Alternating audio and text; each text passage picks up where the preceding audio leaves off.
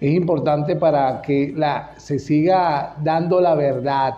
El único propósito que hay en el corazón de este ministerio es promulgar, anunciar, repetir lo que ya está anunciado en las escrituras del cristianismo. Ese es el único propósito que existe. Este propósito, y en eso me he basado 2 semanas enteras. Tengo 2 semanas enteras basándome en esto. Hay una inquietud de parte de Dios definitivamente que la iglesia crezca en el conocimiento. Dice el libro de Isaías, no recuerdo el capítulo y el verso, bueno, para una profecía del futuro, ¿no? Estamos hablando en Isaías, en la parte donde dice que así como las aguas cubren el mar, también será lleno la tierra del conocimiento de Dios. Es una profecía para porvenir, que es el establecimiento absoluto del gobierno de los 1000 años de nuestro Señor Jesucristo. Imagínense, si así va a ser allá, ¿cuánto no podría ser hoy, que está el inicuo de hace rato dándole vuelta al mundo y el mismo príncipe de Satanás está gobernando como él ha querido en las mentes de las personas que se han subyugado bajo su esclavitud o bajo sus pensamientos, los satánicos por supuesto, y no conforme al conocimiento de Dios? Es increíble, ¿no? Pero así es. A uno la iglesia lo que le queda es conformarse, ¿no? Conformarse y glorificar a Dios, alabarle siempre, adorarle y requerirle, rogarle a Él, pues, que le dé a uno el amor y la bondad y la benignidad que se necesita en este tiempo y en estos cuerpos y en este planeta y en este tiempo de gracia, para poder ver todas las cosas que vemos alrededor, más que de las que veíamos hasta hace escasamente 50 años, 40 años. Hoy se ven más, se ven cosas increíbles, totalmente apartadas al conocimiento de Dios. No estoy hablando de la iglesia que se dice iglesia confundida, yo estoy hablando de la humanidad. Estoy hablando de la humanidad sin el conocimiento de Jesús. Estoy hablando de la humanidad en sus placeres, en sus ideologías, en su caminar, un aparato pero macro, arrollando y atropellando a todo el que se le pone en el medio para seguir arrastrando más y más y más personas a la ignorancia. Porque cuando yo hablo de un conocimiento y hablo de un planteamiento, pues porque nosotros estamos diseñados de una forma muy perfecta para precisamente tener esas decisiones, caminamos en una voluntad propia que el mismo Dios nos ha regalado, nos ha dado ese libre albedrío, ¿no? Pero precisamente para no ser como mecánicos o para no ser robóticos, necesitamos eso que nos dio Dios para tomar decisiones. Entonces, decisiones que vamos a tomar conforme a lo que vemos y a todo ese aparato extraordinario macro que les estoy diciendo, que es la mundanalidad y el mundo y su humanidad, todas sus ideologías, todos sus pensamientos, todas sus filosofías, todas sus creencias, toda su fe, el mundo en sí. El mundo, la realidad es la humanidad, que, bueno, van a un solo destino cuando todos esos que se montan en ese mundo, ¿verdad? Se olvidan de que hay un Dios o de que existe un Dios, no como el mundo le presenta a ese Dios, porque es que el mundo presenta a un Dios. Posiblemente no sea el Señor Jesucristo, pero presenta a un Dios. ¿O por qué usted cree que la gente es muy fácil decir si Dios quiere? O gracias a Dios. ¿Ah? ¿Por qué cree que es muy fácil decirlo, verdad? Y bueno, Dios lo limita, el mundo ahí. El mundo, el príncipe de este mundo, limita el mundo ahí, hasta allí. Hasta ahí tú tienes que invocar a Dios. Y Dios es más profundo que eso. Dios está en las Escrituras. Dice en las Escrituras, en el libro de Romanos capítulo 11, oh profundidad de las riquezas, de la sabiduría y de la ciencia de Dios. Profundo. En todas sus riquezas de sabiduría y en toda su ciencia, el saber que gira alrededor de este Dios, que el mundo limita aún si Dios quiere o gracias a Dios. No que el mundo lo limita hasta allí y Él es profundo, dice el apóstol Pablo a los romanos, que está minado de riquezas, pero en sabiduría y en el saber en sí mismo. Cuán insondables son sus juicios e inescrutables sus caminos. Perdón, pregunté y es una admiración. Lo repito, cuán insondables son sus juicios e inescrutables sus caminos. Ese es el tono cuando hay un signo de admiración. Porque ahora sí viene un signo de interrogación. ¿Quién entendió la mente del Señor? ¿O quién fue su consejero? ¿O quién le dio a él primero para que le fuese recompensado? Porque después él mismo se responde, ¿no? Porque de él y por él y para él son todas las cosas. A él sea la gloria por los siglos. Amén. ¡Wow! ¿Qué hay primero que él? ¿Quién fue su consejero? Pregunta. ¿Quién fue su consejero? ¿Dónde puede caber tanta sabiduría y tanta ciencia, tanta perfección para que fueses quien eres, Señor? Pregunta el apóstol. ¿Mm? Nadie podría, o sea, cuando yo escuché una vez en una reunión que me invitaron que María era la madre de Dios. Me escuché, ¿no? Yo respeto mucho cuando estoy, por lo general, mis reuniones son incrédulo, incrédulo, inconverso, inconverso, inconverso, inconverso, inconverso, inconverso, inconverso, cristiano. Mi esposillo, la madre de Dios. Y este es el texto perfecto para yo decir cuál madre. Si ni siquiera tuvo un consejero, no hay nada antes que él y no hay nada después de él. Toda la eternidad, desde un principio hasta el fin, es él.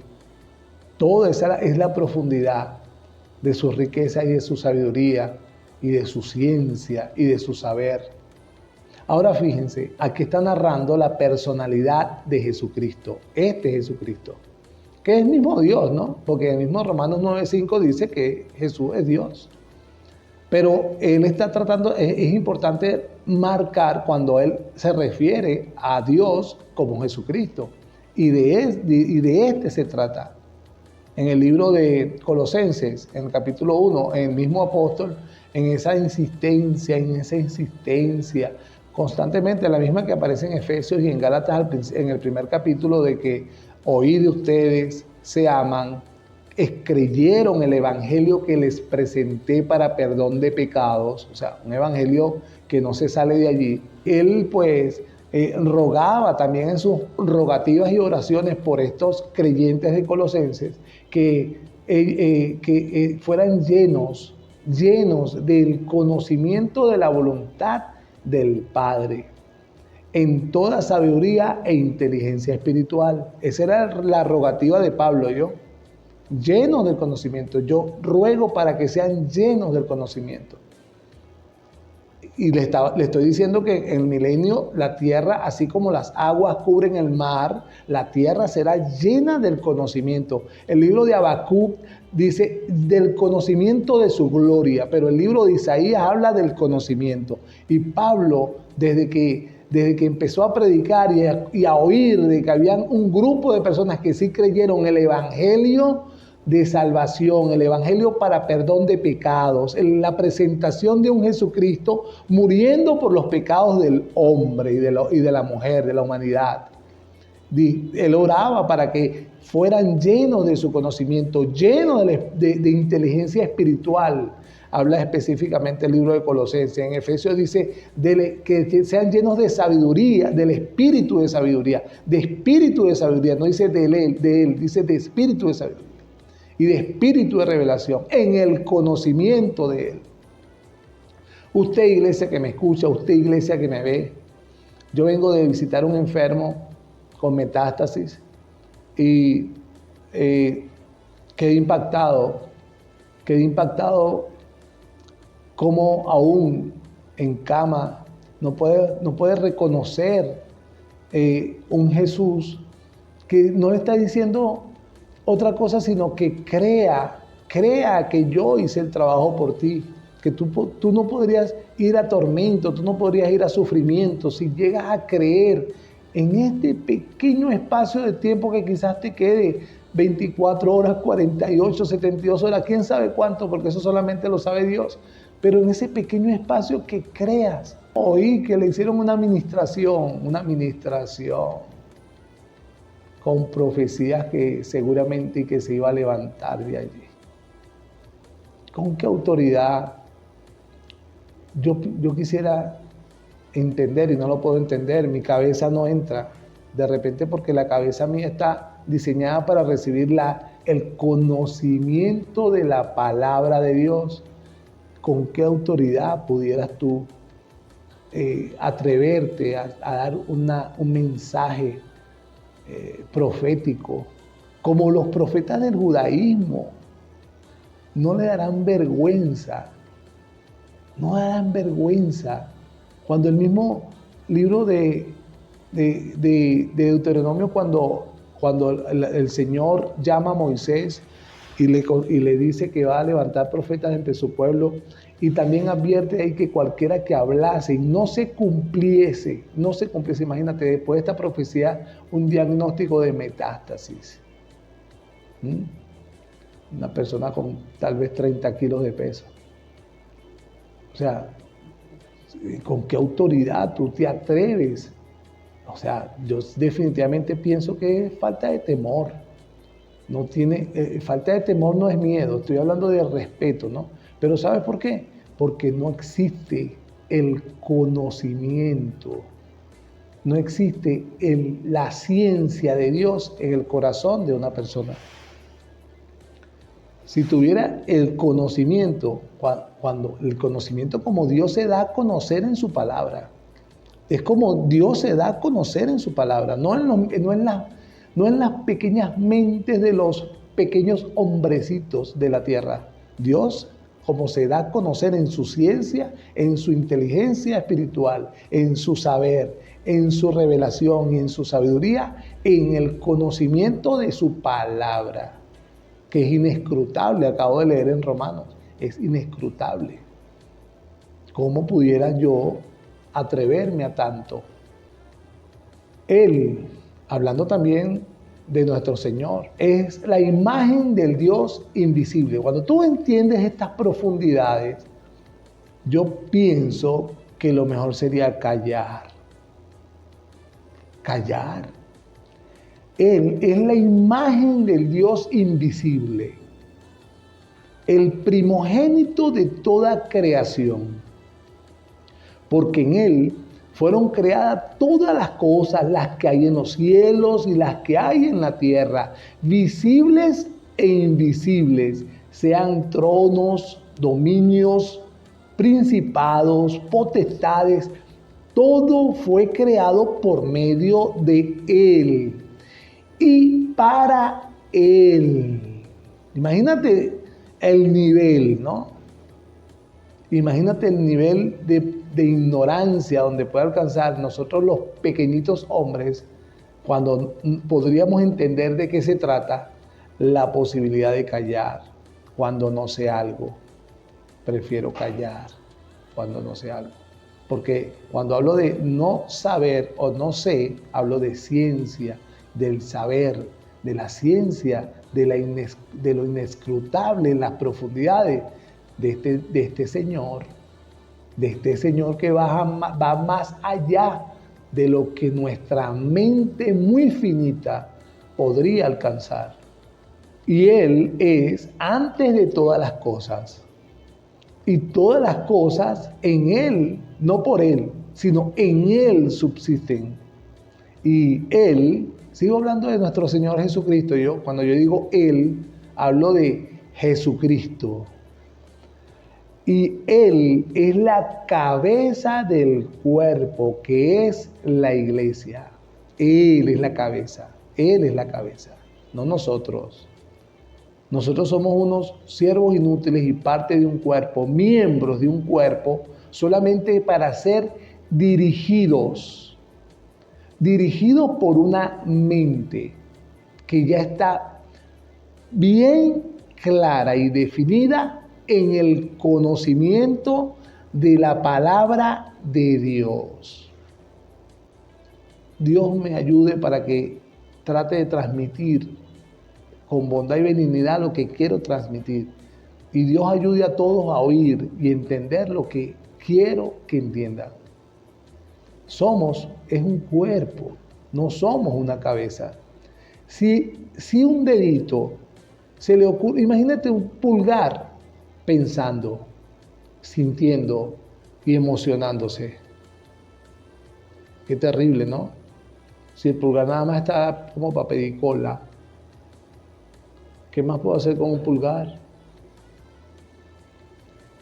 Pulgar, piensa, pulgar. Imposible. Una pestañita pensando. ¿Me entiendes lo que quiero decir? Si una pestañita aún sola no pudiera evitar un sudor que cae de mi rostro al ojo, se tiene que ayudar con la ceja y con cualquier basurita que caiga, tiene que ayudarse la pestañita con todas las pestañas para que se limpie el ojo. Imagínate esta pequeña pestañita pensando, sintiendo y creyendo en su pensamiento que podría ser como ella cree que es. Imagínense un codo tratando de pensar. Tenemos una cabeza que no se le ha olvidado nada y que no se le olvidará porque es Dios en las Escrituras. Pestaña, ¿quieres pensar? Léela. Codo, ¿quieres hacer algo? Léela. Pulgar, ¿quieres hacer algo? Léela. Porque ella te va a dirigir. La palabra, que es el conocimiento, nuestra cabeza, nos va a dirigir. Recuerde, por el amor de Dios, es una pestaña, somos una pestaña que queremos ser cabeza. Es por eso que el Señor Jesús llegó a decir, el que quiera venir en pos de mí, el que quiera venir en pos de mí, niéguese a sí mismo. Es por eso bien claro que dijo, tome su cruz y sígame. No dijo, piense. No dijo, sienta. No dijo, como pensó y creyó, hágalo. No. Niéguese a sí mismo. Lo tengo. Eso está en Marcos 8. Y se lo dijo a Pedro. Se lo dijo cuando Pedro, aquí está el contexto, se lo dice a todos, dice, llamando a la gente y a sus discípulos les dijo. Pero ¿usted sabe cuál fue el contexto? Ponga atención acá. ¿Quién creen vosotros que sois? El Cristo, le dice Simón, en Marcos. No en Mateo, estoy leyendo Marcos. En Mateo dice, no vino ni de la carne ni de la sangre, sino mi Padre que está en los cielos, te lo acaba de decir. Y las puertas del Hades no prevalecerán contra ti, te llamarás Pedro, en ese fundamento yo haré mi iglesia. Pero en Marcos, no. En Marcos dice, silencio, no se lo digan a otros. Y después les dice, vean, como yo soy el Cristo, los sacerdotes y los principales de Israel me van a tomar preso y me van a juzgar, me van a entregar a los romanos y me van a azotar y me van a crucificar y voy a morir y después voy al tercer día a resucitar. Y entonces llegó una pestaña, ve aquí, va una pestaña, porque no le puedo decir pulgar, el pulgar es muy grande, pues. Señor, no te ocurra todo eso. Vamos, mira, acabamos de alimentar 5,000 y antes 4,000. Tú nada más hablando, levantas muerto, das vista ciego. Este pueblo te va a hacer rey. ¿Qué muerte ni qué muerte? Vamos a resolver esto de una vez. Una pestaña pensando. Una pestaña pensando. Era Pedro. Jesús le dice, Apártate de mí, pestaña. Apártate de mí, Satanás. ¿Por qué pones las miradas en las cosas naturales? Tengo 3 años y medio, estoy parafraseando, eso no se lo digo, pero yo le agrego porque tengo 3 años y medio hablándote de que es un reino, que no es de este mundo, que bla, bla. Me acaba de decir que soy el Cristo, que soy el Mesías, que soy el ungido del Padre, que soy el Salvador del mundo y todavía no puedes ver que se trata de otro reino. Se trata de otra situación, se trata de salvar y de morir para llevarme a muchos. Pestaña, no pienses. Si quieres hacer algo, lee la Biblia y actúa conforme a lo que allí dice. Es fácil. Es por ello que él dice, aparta Jesús. Después de esta pequeña entrevista con Simón Pedro, y les dice, si alguno quiere venir en pos de mí, niéguese a sí mismo y tome su cruz y sígame. ¿Se da cuenta? Entonces, nosotros, el codo, el pulgar, el índice, la mano, la pestaña, la nariz, la lengua, un diente, el otro diente, el oído, un cabellito, el hombro, nosotros, los miembros, estamos llamados a negarnos a nosotros mismos. ¿Sabe para qué? Para que sea la cabeza actuando por nosotros, para que nosotros ejecutemos como dice Él. Ahí voy. Como dice Jesucristo. Jesucristo. Vamos a ver a Juan. En el principio era el Verbo. Y el Verbo era con Dios. Y el Verbo era Dios. Este era en el principio con Dios. ¿Quién? El Verbo. Estamos hablando del Verbo, que era Dios. Un verbo, una palabra y un Dios. Todas las cosas por Él, por este Verbo que era Dios, por Él fueron hechas. Y sin Él nada de lo que ha sido hecho fue hecho. O sea, que este Verbo que era Dios viene desde el principio, desde el Génesis. Y después dice, en esto que estoy hablando, el Verbo y Dios, estaba la vida y la vida era la luz de los hombres. La luz en las tinieblas resplandece y las tinieblas no prevalecerán contra ella. Entonces hace un paréntesis, habla de Juan el Bautista, de que había que enviar a otro que no era la luz, sino el que pregonaría la luz. Y me voy al 10 y dice, esta luz, la luz verdadera, en el mundo estaba y el mundo por él, el mundo mismo fue por él hecho, pero el mundo no le conoció. A lo suyo vino y los suyos no le recibieron, más a todos los que le recibieron, a los que creen en su nombre, les dio potestad de ser hijos. ¿Quién? Este Verbo. Y aquel Verbo, dice el 14, fue hecho carne y habitó entre nosotros. Y vimos su gloria, gloria como del unigénito del Padre, lleno de gracia y de verdad. ¿Vio lo que es Jesucristo? ¿Vio lo que es la cabeza? Si nosotros anulamos esta cabeza como el verbo, la palabra que en el principio era y que sigue siendo hoy, en la palabra de Dios, en el conocimiento del mismo Dios que se está presentando a la humanidad, nosotros corremos el riesgo que veamos este Jesucristo como una pestaña, que no tiene una perfecta orientación hacia qué dirigirse y desparrama. Es el llamado de Filadelfia, es el llamado de su servidor, el predicador Isaac Díaz. La palabra de Dios hay que conocerla para ya no hacer tanto el ridículo, de verdad, de corazón, para ya no hacer tanto el ridículo. Tal vez no haga el ridículo delante de ignorantes.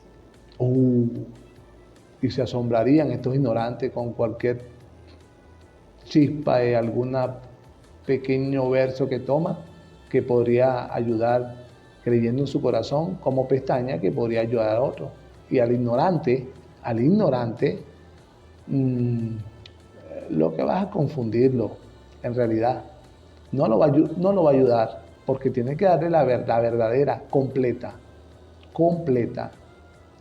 Ahí está. Se llama Biblia, se llama Nuevo Testamento, Antiguo Testamento. Ahí está. Busque más de ella. Le voy a regalar un capítulo entero de uno de los libros. Se llama Salmo 119, todo. Son apenas 176 versos, tal vez dure 45 minutos leyéndolo, o menos. Ahí está David dándole un valor absoluto a todos sus estatutos, sus mandamientos, su ley, sus juicios, sus dichos, sus testimonios, sus testificaciones, que puede sustituir todos estos sinónimos por la palabra de Dios. Se las recomiendo.